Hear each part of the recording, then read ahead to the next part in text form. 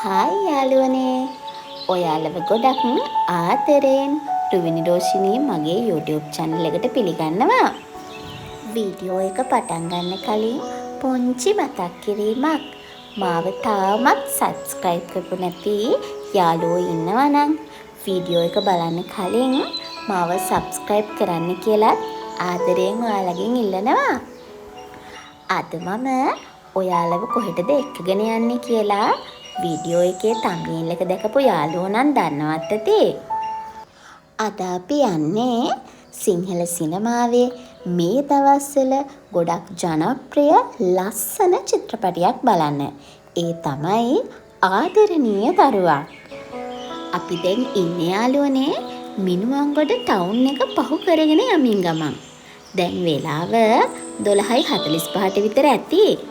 හැබැයි චිත්‍රපටිය පටන් ගන්නේ 1:45ට. අපිට තියෙනවා පැයක විතර කාලයක්. අපේ ගමන නිදහසේ යන්න වගේම අපි මේ ගමන යන්න ටිකට් බුක් කරේ නෑ. එතකොට අද ඉරිදා දවසක්. සමහර විට මේ චිත්‍රපටිය බලන්න හෝල් එක අද හවුස්ෆුල් වෙන්නත් පුළුවන්. ඒ හින්දා අපි කෝකටත් කියලා පැය භාගයක් විතර කලින් යන්න තමයි හදන්නේ මේ. තව ටිකෙන් අමතක වෙනවා. අපි ආවේ ගම්පහ රීගල් සිනමා ශාලාවට. හස්බන්ඩ් ටිකට් අරන් එනකන් මම බැලුවා මේ දවස්වල රීගල් සිනමා ශාලාවට ආවොත් මොනවද බලන්න පුළුවන් අපිට තියෙන ෆිල්ම් කියලා. හස්බන්ඩ් නම් යාළුවනේ ටිකට් අරගෙන ආවා. දැන් ඉතින් ෆිල්ම් එක බලන ගමන් මොනවා හරි කන්න කඩචෝරුත් එපා. ඉතින් අපිට මොන හරි ගන්න කියලා අපිට රීගල් සිනමා ශාලාවේ කැන්ටින් එකට ආවා අපි දෙන්න.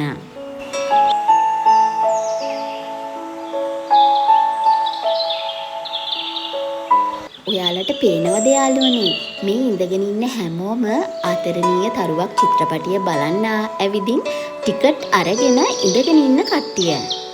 මේ බලන්නකෝ යාළුවනේ අද පොලිම කොච්චරක්ද කියලා. අද මේ චිත්‍රපටිය බලන්න ගොඩක් කට්ටිය ඇවිත් ඉන්නවා. හේතුව අද නිවාඩු දවසක් නේ. දැන් අපි චිත්‍රපටිය බලන්නයි යන්නේ. මම දන්නේ නෑ කසාද ගැන. මම කවදාවත් ආදරය කරලා නෑ.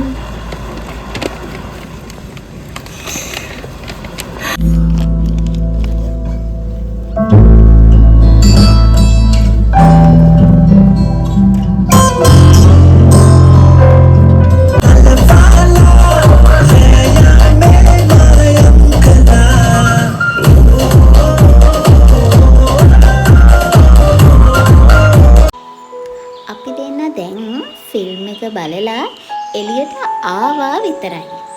මම කියන්නම්කෝ මේ චිත්‍රපටිය බලලා මට දැනුම හැඟීම. මේක නිකම්ම චිත්‍රපටියක් නෙවෙයි. ආදරය, විරහව, දුක, සතුට, සබඳතා ජීවිතයේ අපි මුහුණ දෙන හැඟීම්, මිනිස්සු අතර තියෙන බැඳීම්, මේ හැම දෙයක් ගැනම කියවන ලස්සන ආදරණීය කතාවක්. ඉතින් යාළුවනේ ඔයාලත් ආදරණීය තරුවක් චිත්‍රපටිය බැලුවේ නැත්නම් ළඟම තියෙන සිනමා ශාලාවෙන් මේ ආදරණීය කතාව බලන්න කියලා මම ආරාධනා කරනවා.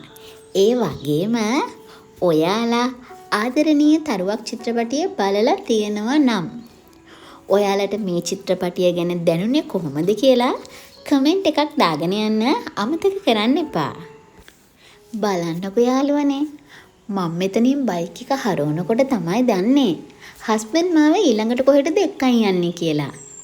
එකතු වෙලා ඉන්න යාළුවනේ දිගටම මං ඔයාලට කියන්නම්කෝ හස්බන්ඩ් මාව ආයෙ කොහෙටද එක්කගෙන ගියේ කියලා. හස්බන්ඩ් මාව එක්කගෙන ආවේ ගම්පහ හෙනරත්ගොඩ උද්භිත උද්‍යානයට. සොබාදහමේ සුන්දරත්වයෙන් පිරුණු අපූරු තැනක් මෙතන. නගරයේ කලබලකාරී පරිසරයෙන් ටිකක් ඈත් වෙලා නිදහසේ හුස්මක් ගන්න, ලස්සන ගස්වැල් අතරින් ඇවිදින්න, සොබාදහම විඳින්න කැමති කෙනෙක්ට මේක හරි ලස්සන තැනක්. මෙහි තියෙන විවිධ වර්ගයේ ගස්, පැල ඇටි, මල් වර්ග නිසා ඇතුළට ගිය ගමන්ම අපිට දැනෙන්නේ වෙනමම ලෝකයකට ආවා වගේ හැඟීමක්. ඒ වගේම ඡායාරූප ගන්න, වීඩියෝ කරන්න, පවුල අයත් එක්ක, යාළුවොත් එක්ක නිදහසේ ඇවිදින්න මේ වගේ ස්ථානයක් හොඳ අවස්ථාවක්.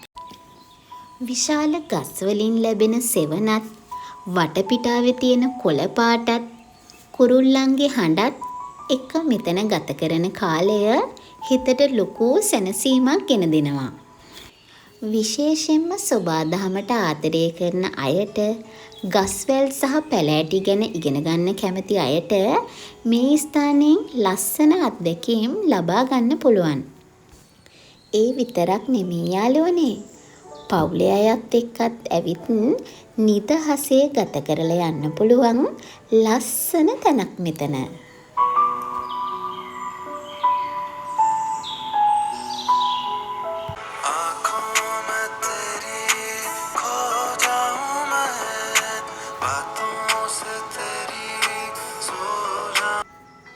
මම මේ උද්භිත උද්‍යානය ගැන දන්න දේවල් ඔයාලත් එක්ක බෙදාගන්න තමයි මේ දැන් හදන්නේ.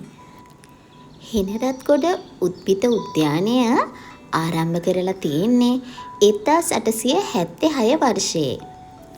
ඒ කාලේ ශ්‍රී ලංකාව බ්‍රිතාන්‍ය පාලනය යටතේ තමයි තිබිලා තියෙන්නේ. ඒ කාලයේ බ්‍රිතාන්‍යයන්ට විශේෂයෙන්ම අවශ්‍ය වෙලා තිබුණේ ආර්ථික වටිනාකමක් තියෙන බෝග ශ්‍රී ලංකාවේ වගා කරන්න පුළුවන්ද කියලා පරීක්ෂා කරලා බලන්න. ඒ අතරින් ඊටම වැදගත් ශාකයක් තමයි රබර්. දකුණු ඇමරිකාවේ ඇමේසන් ප්‍රදේශයට ආවේනික රබර් ශාකය ආසියාවේ වගා කරන්න පුළුවන්ද කියලා පරීක්ෂා කරන්න හෙනරත්ගොඩ ප්‍රදේශය තෝරගෙන තිබුණා. 1876 දී රබර් පැල විශාල ප්‍රමාණයක් එංගලන්තය හරහා ශ්‍රී ලංකාවට ගෙන ඇවිත් තියෙනවා. ඒ අතරින් පැල 1919ක් හෙනරත්ගොඩ ප්‍රදේශයේ රෝපණය කළ බව සඳහන් වෙනවා. ඊට පස්සේ ඒ පැලවලින් ලැබුණු බීජ දිවයිනේ වෙනත් ප්‍රදේශවලටත් ආසියාවේ වෙනත් රටවල් වලටත් යැවීමට පටන් ගත්තා. ඒ නිසා හෙනරත්ගොඩ උද්භිත උද්‍යානය කියන්නේ ලස්සන ගස්වැල් තියෙන උද්‍යානයක් විතරක් නෙවෙයි. ශ්‍රී ලංකාවේ රබර් කර්මාන්තයේ ආරම්භක ඉතිහාසයත් එක්ක බැඳුණු ඊටම වැදගත් ස්ථානයක්. අදටත් මේ උද්‍යානයේ ඉතිහාසය සිහිගන්වන පැරණි රබර් ශාකවල නටබුන් සහ පරම්පරාගත රබර් ගස් දැක ගන්න පුළුවන්. ඒ වගේම මේ උද්‍යානයේ තවත් විශේෂත්වයක් තමයි මෙහි තිබෙන විශාල ශාක එකතුව. අද වන විට මෙහි ශ්‍රී ලංකාවේ සහ වෙනත් රටවල ශාක විශේෂ 2000ක් පමණ තියෙනවා. ඒ නිසා උද්‍යානයේ ඇතුළට ගියාම අපිට එක එක වර්ගයේ විශාල ගස්, මල් වර්ග, විසිතුරු ශාක සහ අපේ රටට විශේෂ ශාක දැක ගන්න පුළුවන්. මේ අතරින් මහරත් මල ඒ වර්ගය විශේෂ ශාකයක් මෙහි දකින්න පුළුවන් කියලා කියනවා. ඉතින් බලන්න යාළුවනේ, අද අපි මේ උද්‍යානයේ ඇවිදිද්දී දකින්නේ ගස්වැල්, මල් සහ ලස්සන පරිසරයක් විතරක්ම නෙවෙයි. අවුරුදු 150කට ආසන්න ඉතිහාසයක් අපි අතරින්ම ජීවත් වෙන ස්ථානයක.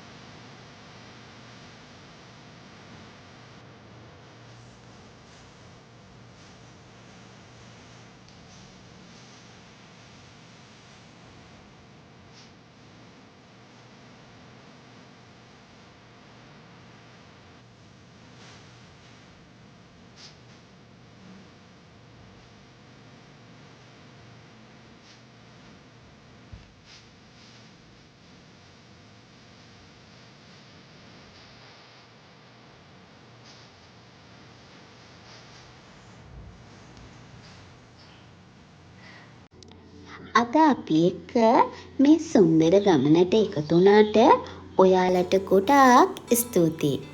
වීඩියෝ එක ඔයාලට ලස්සනයි නම් ලයික් එකක් දාන්න. කමෙන්ට් එකකින් ඔයාලගේ අදහස් කියන්න. තවත් කෙනෙකුට බලන්න ෂෙයා කරන්න.